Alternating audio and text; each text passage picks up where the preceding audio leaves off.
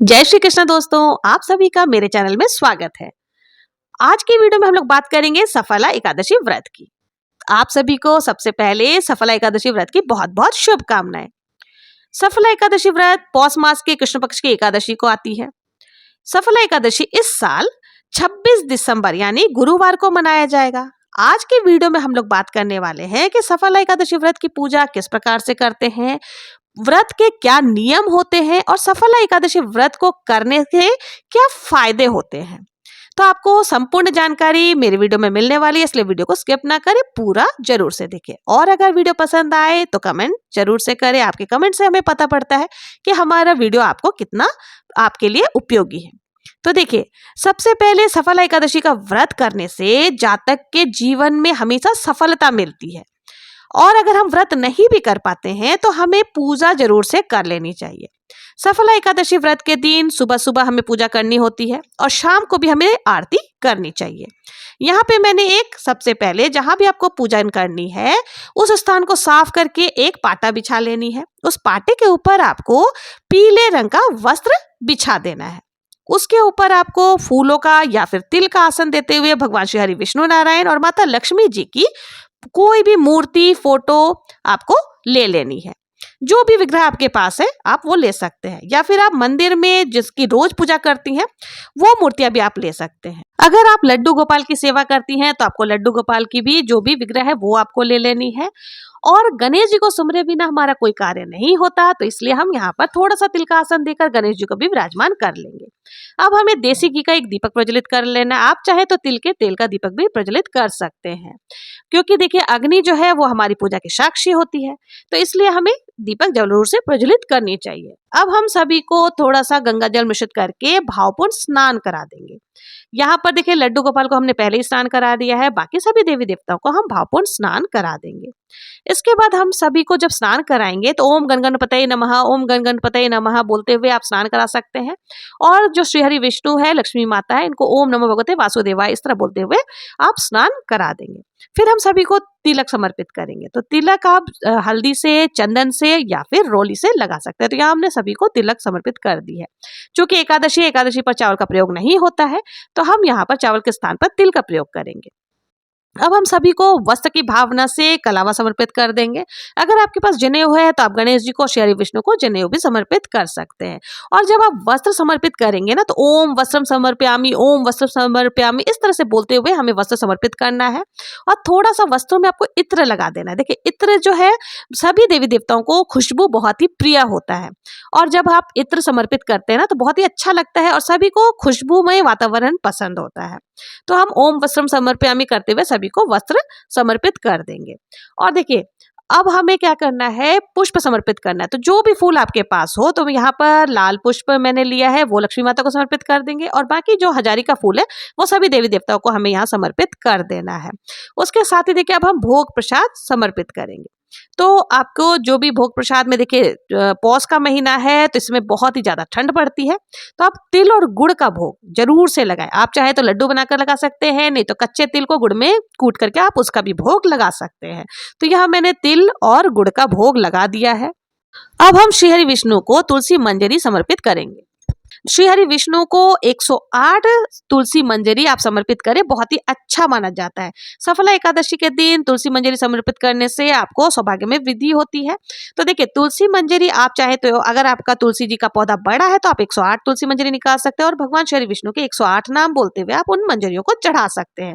यदि आपको 108 नाम नहीं आता है तो आप केवल ओम नमो भगवते वासुदेवाय या श्री हरि विष्णु बोलते हुए भी, विष्णु नारायण नमो नमः बोलते हुए भी ये मंजरी चढ़ा सकते हैं। अब देखिए जो सफला एकादशी का पूजन होता है इसमें 4 चीजें बहुत ही ज्यादा जरूरी होती है। उन 4 चीजों में क्या क्या आता है, देखिए सबसे पहले नींबू, फिर आपको लेना है सुपारी। सुपारी आप 1 या 2 जैसे भी मात्रा में चढ़ा सकते हैं।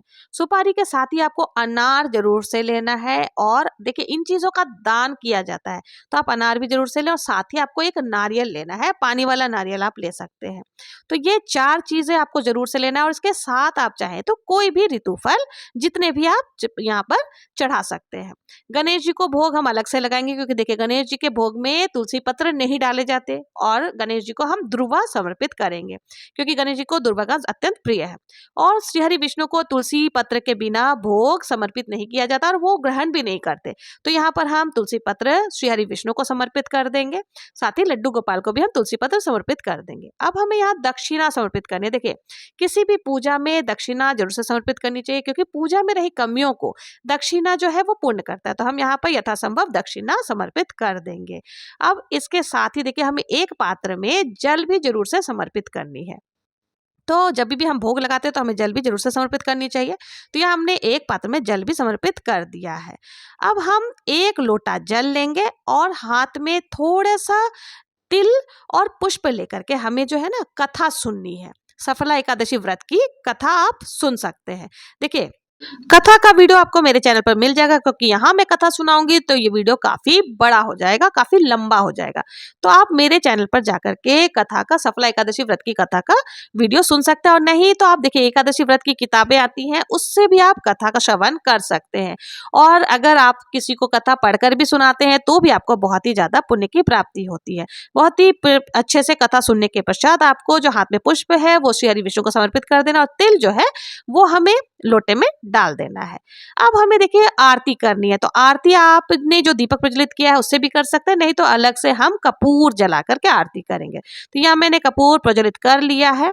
अब हम बहुत ही प्रेम पूर्वक पहले गणेश जी की आरती करेंगे, उसके बाद हमें श्री हरि विष्णु और माता लक्ष्मी जी की आरती कर लेनी है। तो यहाँ पर बहुत ही प्रेम पूर्वक आरती करने के पश्चात हाथ जोड़ करके हमें पूजा में रही कमी के लिए क्षमा याचना करनी है, और श्री हरि विष्णु से और माता लक्ष्मी जी से हमें अपनी मनोकामनाओं को पूर्ण करने के लिए प्रार्थना करनी है, और हर एक हमारे मार्ग में आ रही बाधाओं को दूर करने के लिए प्रार्थना करेंगे और सफलता पाने के लिए प्रार्थना करेंगे। तो हे प्रभु, हमें हर मार्ग में सफल करो। इस प्रकार से प्रार्थना करने के बाद थोड़ा सा जल हाथ में लेकर के हमें आचमन कर देना। तो हम यहाँ पर 2 बार जल से आचमन कर देंगे। अब देखिए, इस आरती को आपको पूरे घर में भी आप घुमा सकते हैं। आप देखिएगा कैसे आपके घर से नेगेटिविटी दूर हो जाएगा, पॉजिटिविटी का वास होता है। और आपके घर में जितने भी सदस्य हैं सभी को आरती जरूर से दें। और देखिए, हमें सुबह तो पूजा करनी ही है, इस प्रकार से हम सुबह की पूजा कर लेंगे, और शाम के समय हमें वापस से भोग प्रसाद चढ़ाना है, आरती करनी है। और किसी भी एकादशी के व्रत में अगर आप रात्रि जागरण करते हैं ना, तो व्रत का बहुत ही ज्यादा पुण्य प्राप्ति आपको होती है। तो इसलिए आपको जरूर से रात्रि जागरण करनी चाहिए। अगर आपको कोई भजन आता है तो आप भजन भी गा सकते हैं। अगर भजन आपको नहीं आता है तो आप फोन पर भी भजन लगा करके उसका श्रवण कर सकते हैं। इस प्रकार से जो है आपके सफला एकादशी व्रत का जो है पूजन हो जाएगी। सुबह और शाम की पूजन हो जाएगा। देखिए, अगर आप सुबह के समय पूजन कर रहे हैं तो आपको जो जल का लोटा है वो सूर्य देव को अर्घ दे देनी, और भोग प्रसाद जो है वो परिवारजन में बांट करके आप खा सकते हैं। अब हमें पारण किस प्रकार से करना है, तो देखिए, पारण हमें द्वादशी के दिन करना है, और पारण करने से पहले हमें दान यानी सीधा दान जरूर से करना चाहिए। सीधा दान उसे कहते हैं, यानी कि एक व्यक्ति के जितना भोजन जिसमें एक समय उसका पेट भर सके, तो एक व्यक्ति जितना अन्न का दान आप करने के बाद ही द्वादशी को पारण करेंगे। तो आप दान में कुछ भी दे सकते हैं, गेहूं हो गए, चीनी हो गए, बेसन हो गए, चने हो गए, चने की दाल हो गए। अभी पोष का महीना चल रहा है तो गुड़ और तिल का दान करना भी सर्वश्रेष्ठ माना जाता है। तो आप एक व्यक्ति जितना भोजन दान करने के बाद ही अपना व्रत का पारण आपको कर लेना है। तो ये थी सफला एकादशी व्रत की बहुत ही सरल पूजा विधि। तो आप लोग इसी विधि से पूजन कर सकते हैं। और एक बार फिर से आप लोगों को बता देती हूँ कि आप लोगों को दान जो देना है वो किस चीज का देना है। देखिए, इसमें सफला एकादशी के व्रत में नींबू, अनार, सुपारी और नारियल का दान आपको जरूर से करना है। तो इन चीजों का दान आप जरूर से करें। और अगर आप लोगों को सफला एकादशी व्रत की पूजा विधि समझ आ गई हो, जरा भी मेरा वीडियो उपयोगी लगा हो, तो प्लीज मेरे चैनल को लाइक, शेयर एंड सब्सक्राइब जरूर से करें। मिलते हैं नेक्स्ट वीडियो में, तब तक के लिए जय श्री कृष्णा, जय श्री हरि विष्णु।